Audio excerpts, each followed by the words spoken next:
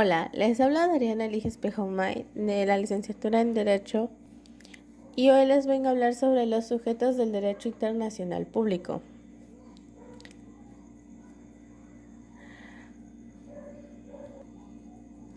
Ok, iniciaremos con lo que es la subjetividad internacional. Es la atribución de derechos y obligaciones dentro de un ordenamiento jurídico determinado. Ahora, nos hacemos la pregunta, ¿quiénes son los sujetos de derecho internacional? Claro, son aquellos que sufren directamente la responsabilidad por una conducta compatible con la norma y aquel que tiene legitimación para reclamar por dicha violación. El Estado sigue siendo el sujeto por excelencia del derecho internacional, en primer lugar, por estar ampliamente capacitado para reclamar por la violación de un ordenamiento y porque es susceptible de responsabilidades internas, porque son susceptibles responsabilidad internacional. En la actualidad existen sujetos atípicos del derecho internacional, como por ejemplo las comunidades de inmigrantes, los insurrectos. También existen casos especiales como son la Santa Sede y la Orden de Malta. Ahora, pasando a definir los aspectos inherentes a los sujetos de derecho internacional, en primer lugar el Estado. Ok, los elementos del Estado son tres: el territorio, la población y el gobierno. Así que en el territorio definido podemos decir que el Estado moderno es una comunidad de base territorial. El territorio no solo comprende la tierra firme, sino también las aguas anteriores, el mar territorial y el espacio aéreo subyacente. Asimismo, tenemos que la población permanentemente es la colectividad humana establecida en el territorio de manera permanente. Permanente, que bien podemos denominar como la nación. Así también sabemos que el gobierno del estado son los estados que son un orden coercitivo centralizado.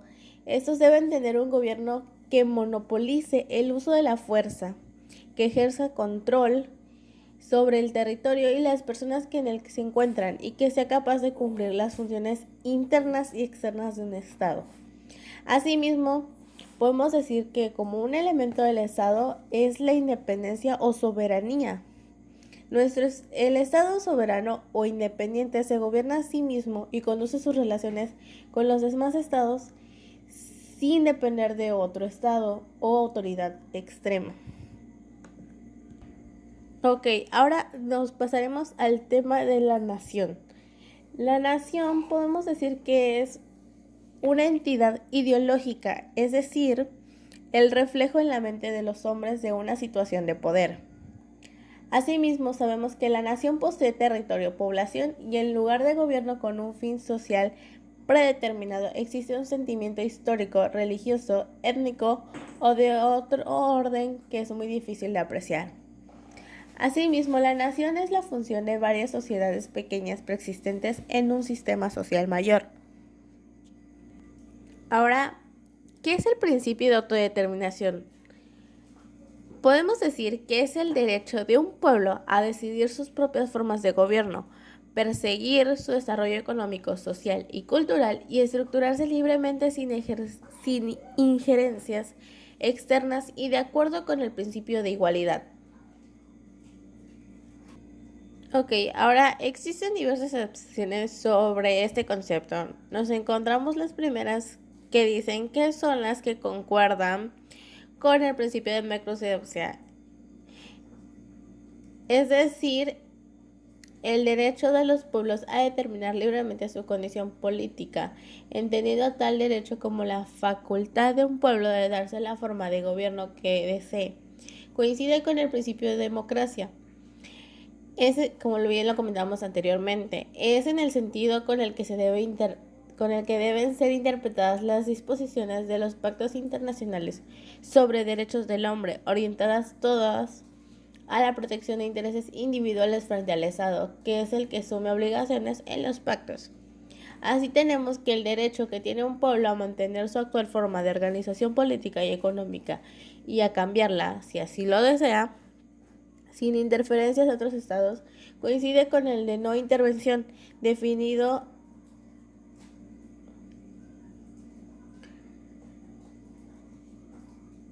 Si bien sabemos que los derechos que el principio de autodeterminación protege en este caso son los derivados de la soberanía de los estados.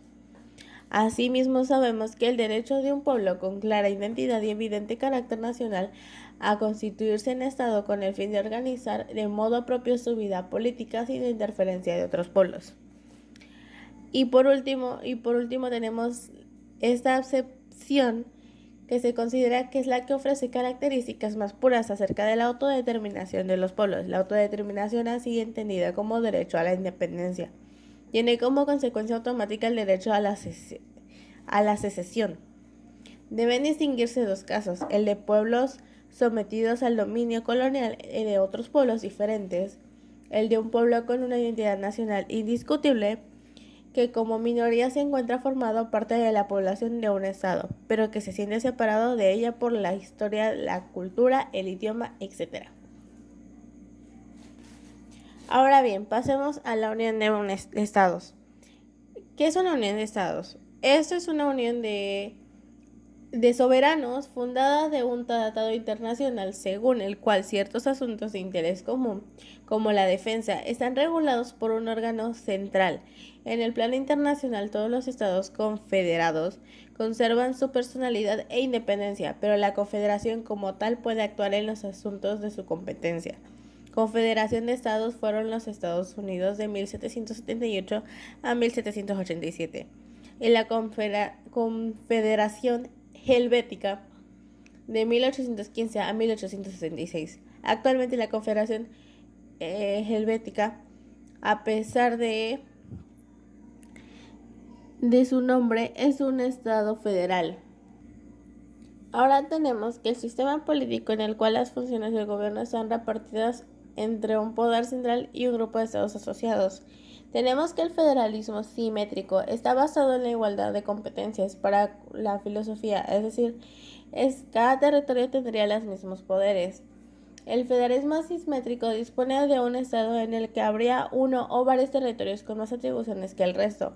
Este caso se da normalmente en países multiculturales para reconocer las diferencias de cada región con respecto a las demás.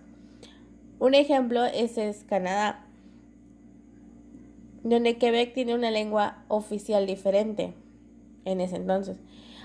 Ahora bien, tenemos que la esencia es la creación de instituciones y procesos que permiten alcanzar una unidad política que acomode y aumente la diversidad durante la solución de los problemas de la vida diaria, en los cuales la democracia, entendida como un gobierno del pueblo, signifique autogobierno. Y la separación y delimitación del poder por medio de una división vertical de poderes y simultáneamente dar protección a las minorías a través de la autonomía territorial, cumplir un papel integrador en sociedades heterogéneas.